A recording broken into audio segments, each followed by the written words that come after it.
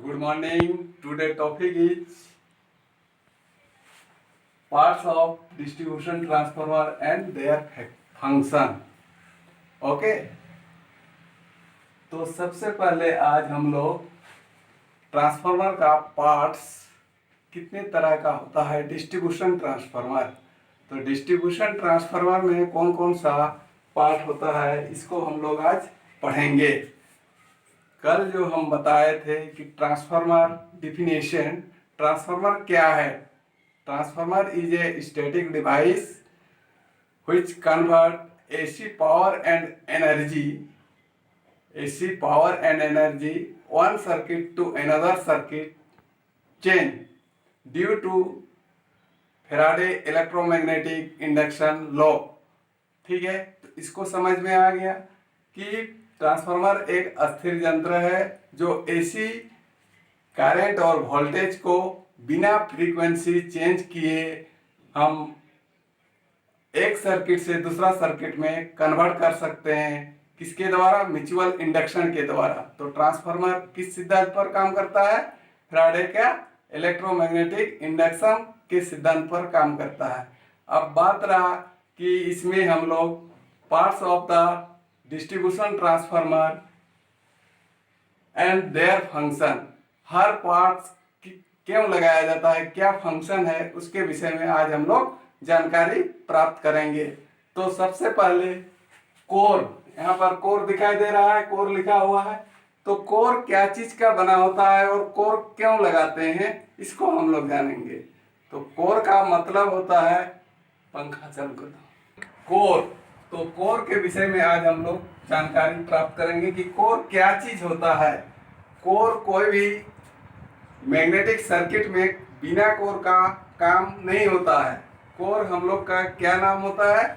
इसका नाम है cargo core, CRGO। Cargo core मतलब कोल्ड रोल ग्रैंड ओरिएंटेड, इसका नाम है कोल्ड रोल ग्रैंड ओरिएंटेड, जिसका 4% सिलिकॉन स्टील का बना होता है और ये लेमिनेटेड होता है due to minimize the hysteresis and eddy current loss के लिए हम लोग कोर का इस्तेमाल करते हैं। बिना कोर का ट्रांसफार्मर काम नहीं करेगा। यदि इस पर हम लोग सॉलिड लोहे का लगाएंगे तो इसमें क्या होगा कि हमारा कोई भी सॉलिड चीज में ठंडा होने में लेट लगता है। इसीलिए कोई भी चीज गर्म करते हैं तो उसको ठंडा होने में लेट लगता है। इसीलिए हम लोग क्या करते हैं? लेमिनेटेड कोर का इस्तेमाल करते हैं। ठीक है, समझ में आ गया होगा आप लोग को। दूसरा है वाइंडिंग। वाइंडिंग का मतलब होता है कि जिस पर तार का लपेट की संख्या दिया जाता है, नंबर ऑफ टर्न्स जिसको हम लोग बोलते हैं, उसके अनुसार प्राइमरी वाइंडिंग और सेकेंडरी वाइंडिंग, दो तरह का वाइंडिंग होता है। जिधर से सप्लाई देते हैं वही हो गया प्राइमरी वाइंडिंग और दूसरा हो गया सेकेंडरी वाइंडिंग। तो प्राइमरी वाइंडिंग और सेकेंडरी वाइंडिंग, यहाँ पर दो बात है कि ST और LT है ना। ST और LT, ST का मतलब होता है हाई टेंशन और LT का मतलब होता है लो टेंशन। ठीक है, तो हाई टेंशन और लो टेंशन हम लोग कैसे प्राप्त करेंगे और कैसे जानकारी होगा कि हमारा किधर ST है किधर LT है। तो उसको तो प्राप्त करने के लिए हम लोग को सबसे पहले क्या करना होगा? रेजिस्टेंस उसका टेस्ट करेंगे बाय टेस्ट लैंप के द्वारा या मेगर के द्वारा। जो भी इंस्ट्रूमेंट लेंगे वो करेक्ट होना चाहिए और सही होना चाहिए। ठीक है, तो maximum resistance will be ST side and minimum resistance will be LT side. ठीक है, उसके बाद हम लोग जिधर से सप्लाई देंगे वो होगा प्राइमरी वाइंडिंग और जिधर से सप्लाई आउट करेंगे उसको बोलेंगे सेकेंडरी वाइंडिंग। थर्ड नंबर है ट्रांसफार्मर टैंक।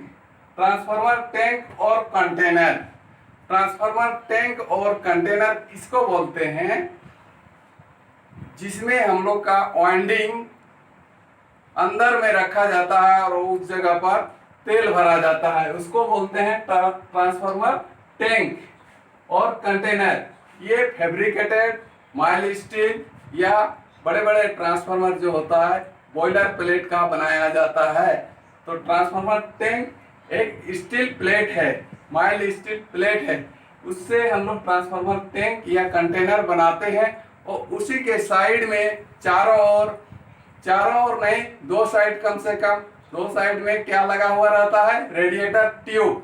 जो ऑयल सर्कुलेट होता है वो ठंडा करने के लिए, ऑयल जब सर्कुलेट होता है, ऑयल सर्कुलेट इसीलिए करवाया जाता है कि वो ठंडा हो। ठीक है। चौथा नंबर है रेडिएटर ट्यूब। तो रेडिएटर ट्यूब के विषय में भी हो गया। रेडिएटर ट्यूब उसी को बोलते हैं जो साइड से दिया हुआ रहता है, पतला पतला नाली आकार का बना रहता है, उसको बोलते हैं रेडिएटर ट्यूब। ऊपर में एक सिलिंड्रिकल टाइप का कंजर्वेटर टैंक लगा हुआ रहता है। कंजर्वेटर टैंक, इसको हम लोग जो फिगर देखे होंगे, फिगर आपको भेज दिया गया है, फिगर में जरूर होगा कंजर्वेटर टैंक लिखा हुआ होगा। वो एक कंजर्वेटर टैंक, जब ट्रांसफार्मर में तेल हम लोग डालते हैं तो तेल का जो चार्ज होता है, ट्रांसफार्मर गर्म होता है तो तेल ऊपर चल जाता है, तो उसको चाहिए जगह। ट्रांसफार्मर टैंक में उतना तेल नहीं अट सकता है, उतना तेल का जगह स्पेस नहीं होता है, इसीलिए उस जगह को तेल जब बढ़ जाता है, तेल का आयतन जब बढ़ जाता है तो उसमें हम लोग कंजर्वेटर टैंक में पहुंच जाता है और वहाँ तेल रह जाता है। जैसे ही ठंडा होता है वैसे ही फिर ट्रांसफार्मर तेल नीचे आ जाता है। थोड़ा now start 6 number Buchholz relay. Buchholz relay is a safety device. Buchholz relay क्या है, एक सेफ्टी डिवाइस है जिस पर हम लोग का दो फ्लोट लगा रहता है। फ्लोट में मरकरी स्विच रहता है। मरकरी स्विच में से क्या कराता है, उस सर्किट को एक अलार्म सर्किट से जोड़ दिया जाता है। जैसे ही हमारा ट्रांसफार्मर में एक्सेस करंट या ओवर करंट या ओवर वोल्टेज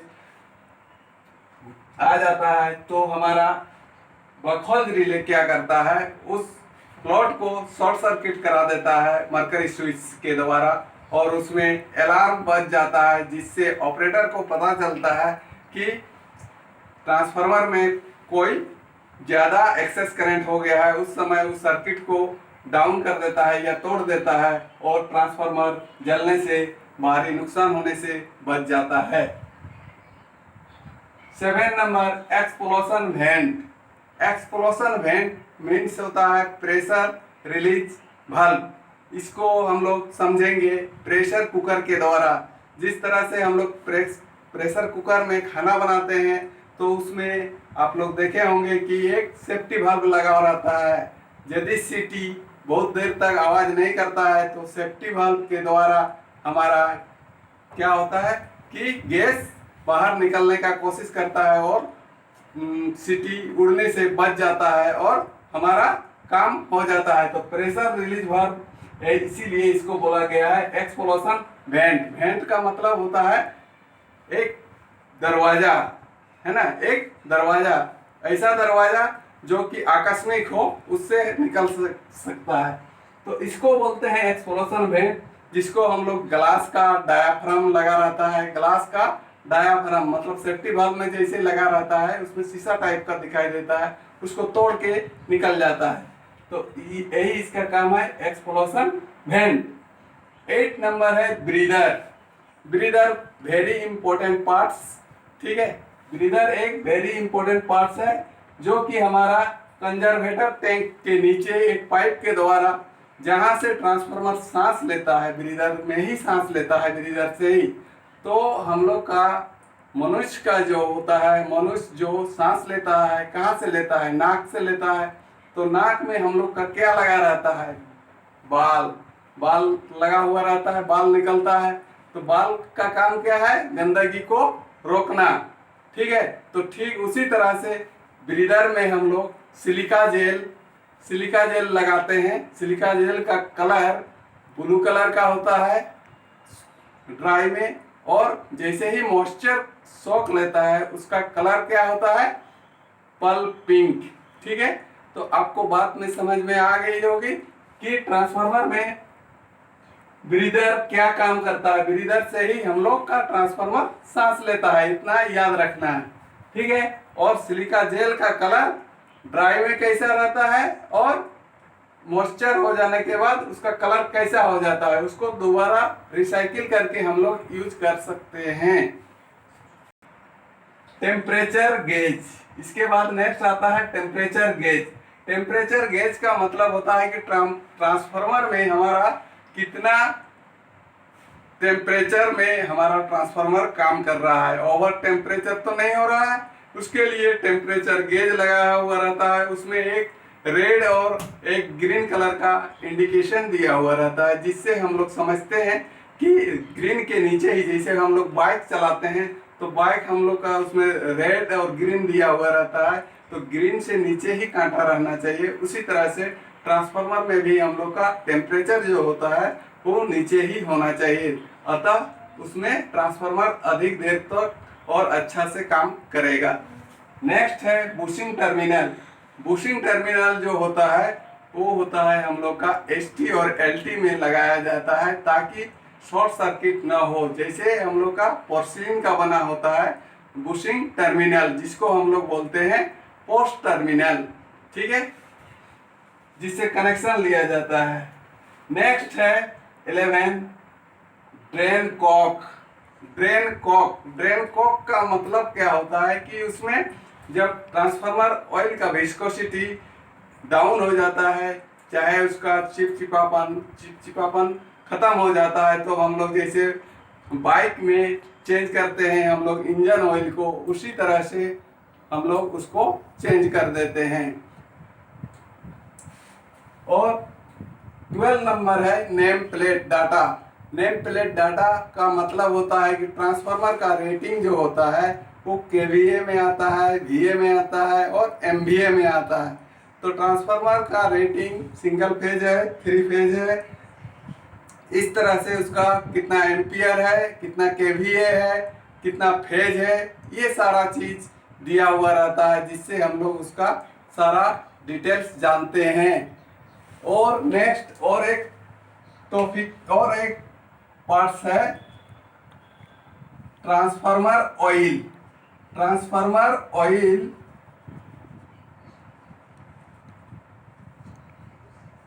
ट्रांसफार्मर में ऑयल क्यों डाला जाता है, इसका 2 पर्पस है, कूलिंग प्रोवाइड और इंसुलेटिंग प्रोवाइड। दो चीज के लिए हम लोग ट्रांसफार्मर में हम लोग ऑयल डालते हैं। तो जो ट्रांसफार्मर ऑयल होता है ये हम लोग का कौन कौन टाइप का होता है, क्या क्या नाम है, तो इसको हम लोग नेक्स्ट डे अच्छा से पढ़ेंगे। अभी हम लोग जान लिए कि कूलिंग पर्पस और इंसुलेटिंग पर्पस के लिए हम लोग ट्रांसफार्मर ऑयल का इस्तेमाल करते हैं।